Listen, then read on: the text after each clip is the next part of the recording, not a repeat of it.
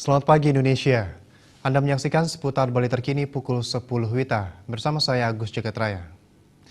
Mahatma Residence menjadi satu pilihan bagi wisatawan maupun pebisnis untuk tinggal di tempat. Mahatma Residence berlokasi di kawasan Civic Center, tepatnya di Jalan Raya Puputan 2, Niti, Mandala Renon, Denpasar, menjamin para pengunjung puas menikmati pelayanan yang diberikan pihak pengelola.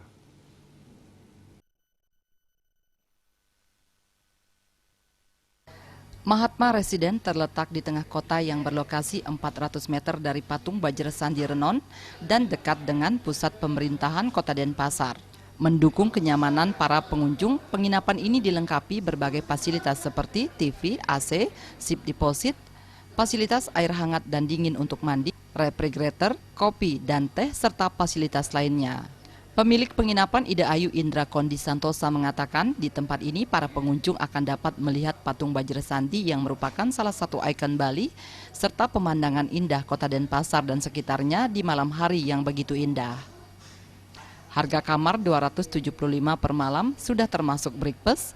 Para pengunjung akan nyaman menginap di tempat ini. Di tempat ini, para pengunjung juga akan dimanjakan dengan pelayanan antar jemput ke bandara, sehingga para pengunjung tidak perlu lagi memikirkan untuk mencari jasa angkutan.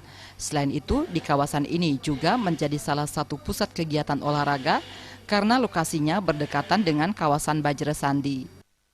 Kebetulan di dalam kota ya, termasuk Civic Center, jadi ini kita punya kelebihan di sini karena dekat dengan perkantoran, jadi bisnis, areal bisnis ya, itu yang menjadi ini kita ikon kita.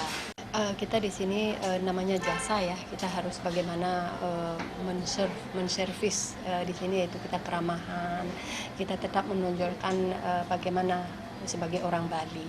Jadi itu yang kita inikan, jadi ramah dan kebersihan, juga pelayanan yang lebih dari kita. Mahatma Residence menjadi salah satu pilihan bagi pihak yang ingin berlibur ke Bali dengan berbagai fasilitas kemudahan yang diberikan. Terima Jadan Sute, Bali TV.